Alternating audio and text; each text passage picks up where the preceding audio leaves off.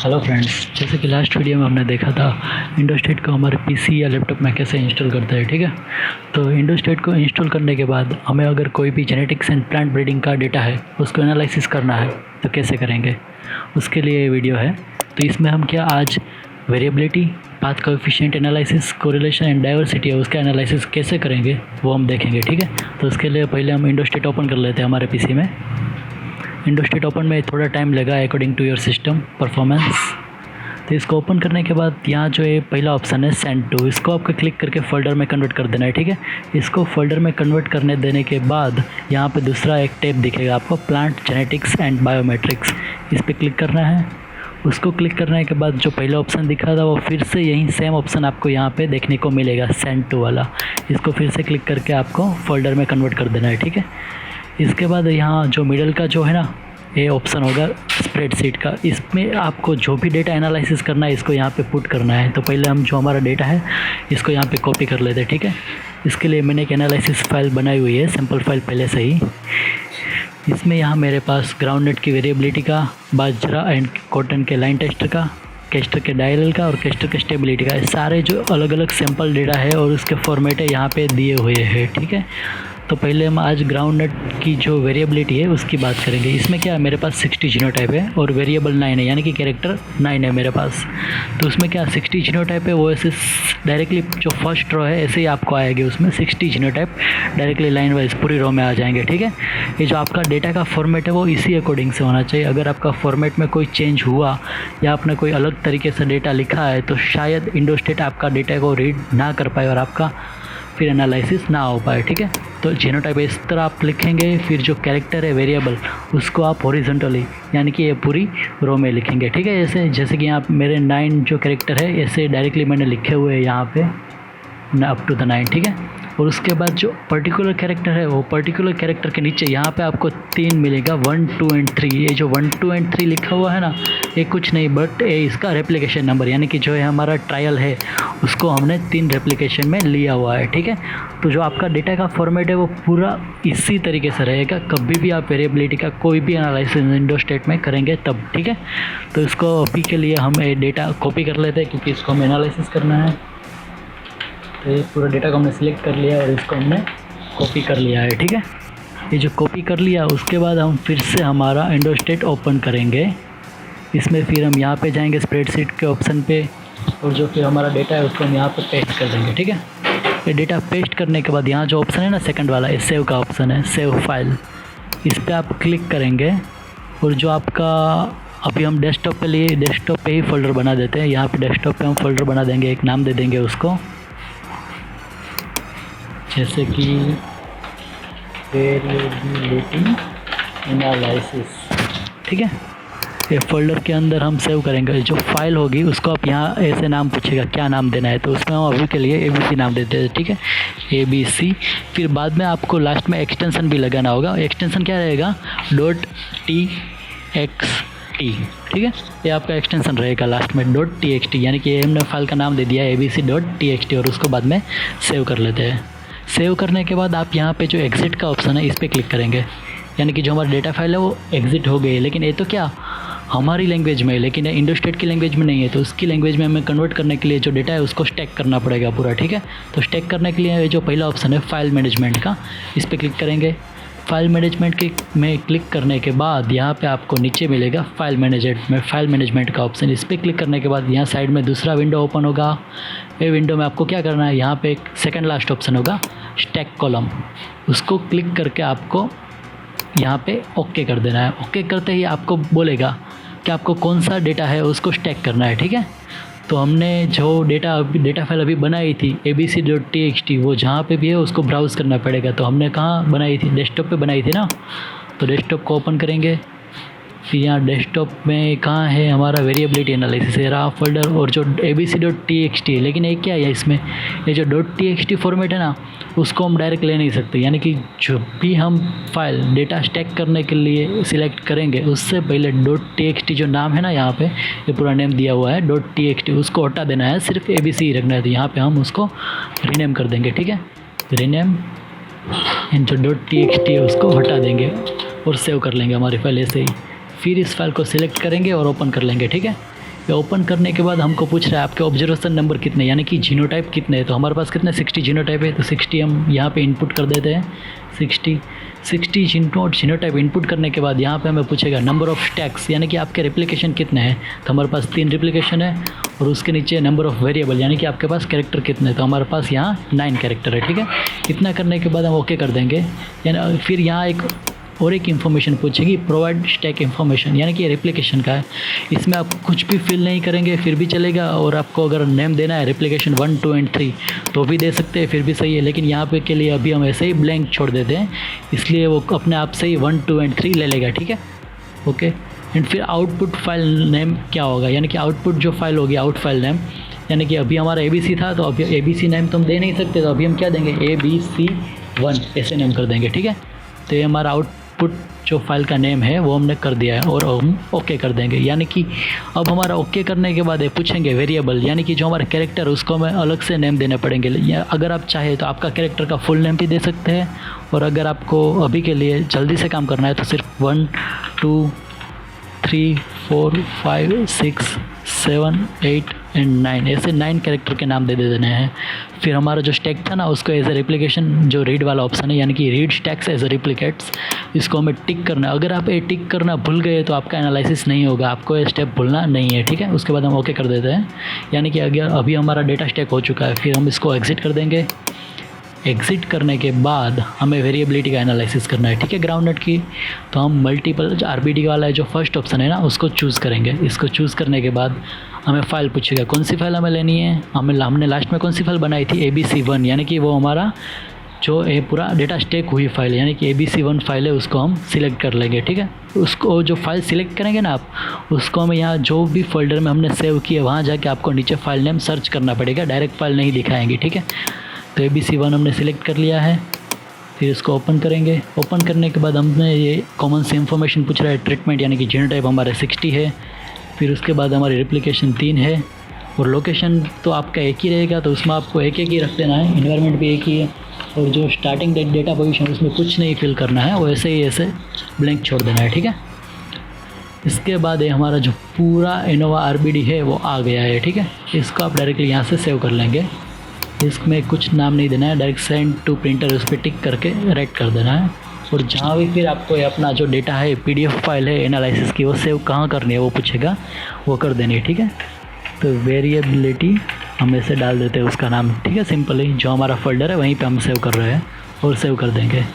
जैसे ही सेव कर देंगे, यानी कि जो 9 कैरेक्टर का जो भी RBD है पूरा वो हमारा सेव हो चुका है। और यहाँ लास्ट में समरी दिखाएगा, लेकिन ये जो समरी है ना वो डायरेक्ट यहाँ से सेव नहीं होगी। अगर आपको इसको सेव करना है तो आपने जो स्टेप किया है वो स्टेप फिर से करना पड़ेगा, क्योंकि जो प्रिंट का ऑप्शन हमने दिया हुआ था ना फोल्डर वाला, यहाँ से वो सिर्फ एक ही बार सेव कर सकता है। अगर आपको दूसरी बार ये पेज भी सेव करना है ना तो फिर से सेम प्रोसेस करनी पड़ेगी, और इसको सेव करना पड़ेगा। जैसे कि अभी हम करते हैं, देखिए कैसे करते हैं हम।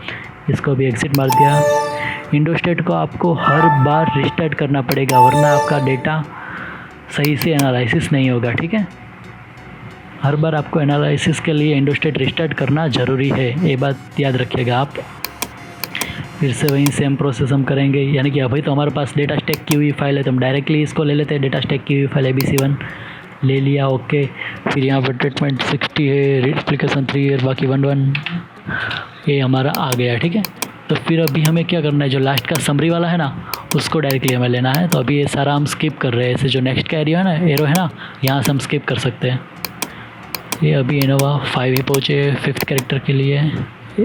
फिर लास्ट वाला हमारा आ गया है जो हमने लास्ट टाइम सेव नहीं किया था, जेनेटिक पैरामीटर समरी, ठीक है। इसको हम डायरेक्टली यहाँ से सेव कर सकते हैं।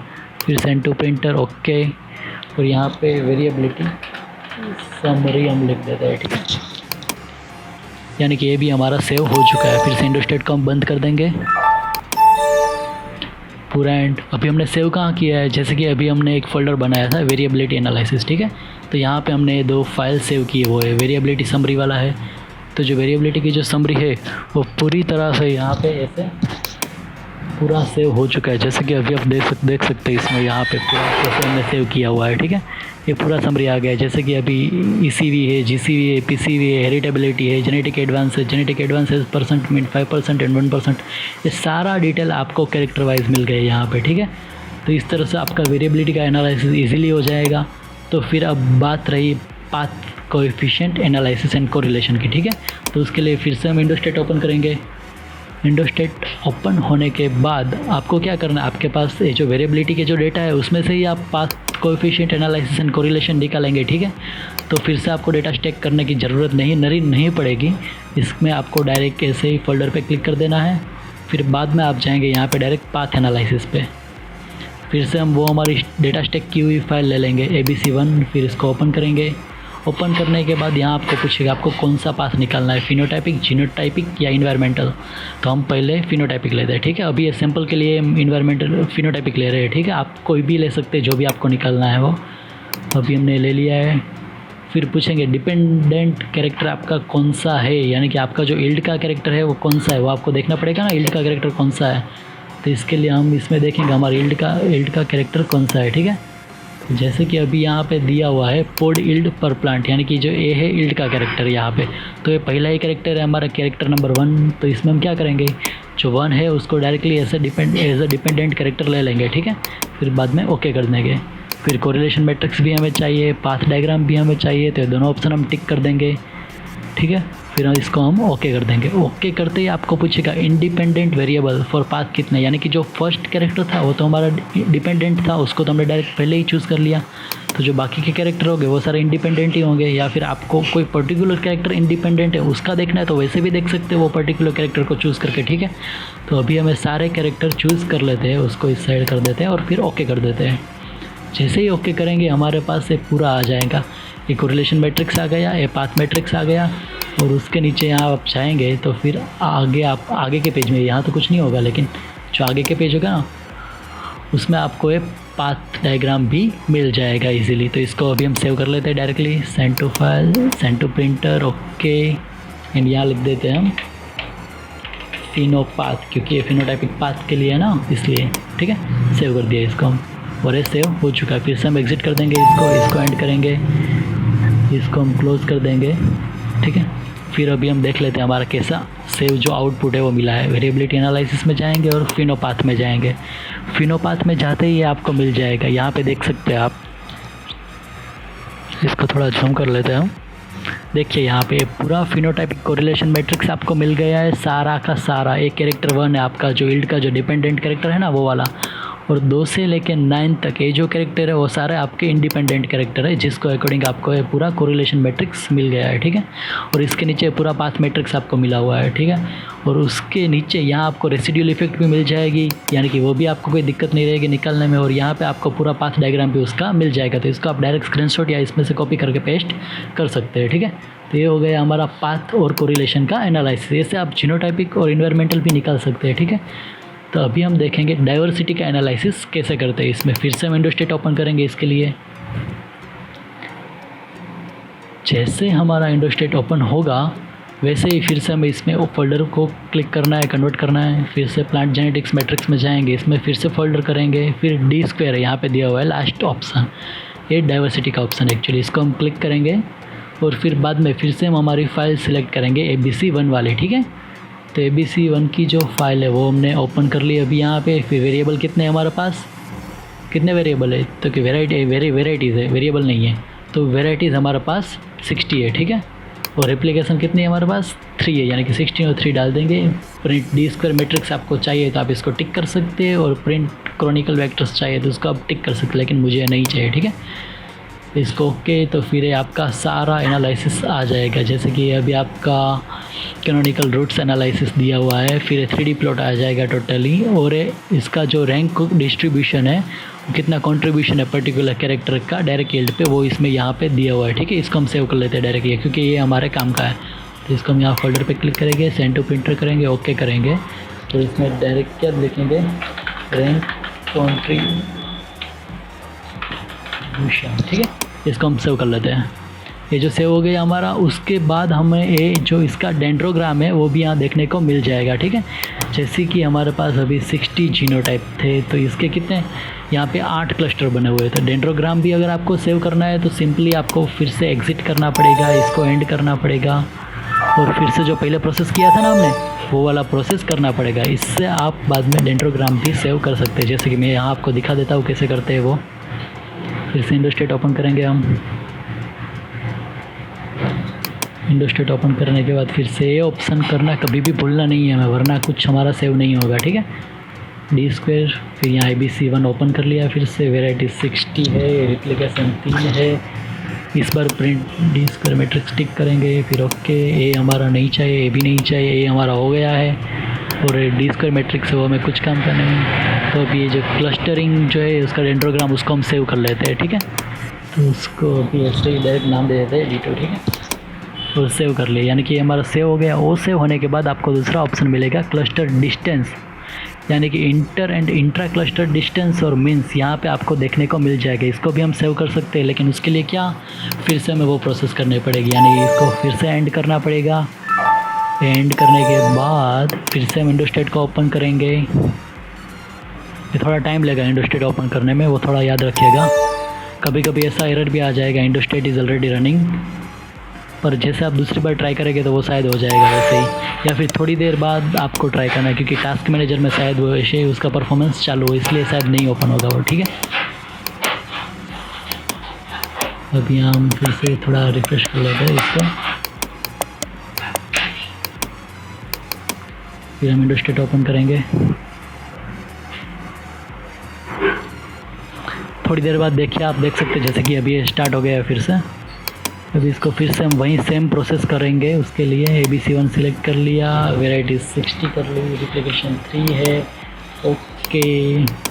नेक्स्ट नेक्स्ट नेक्स्ट नेक्स्ट, ये जो हमने सारा सेव किया हुआ है ऑलरेडी, नेक्स्ट। और हमें अब ए सेव करना है, ठीक है। तो फिर से इसमें ऑप्शन में क्लिक करेंगे, सेंड टू प्रिंटर करेंगे, ओके। एंड फिर से हम इसमें डिस्टेंसेस एंड मीन ऐसा नेम दे देंगे, ठीक है।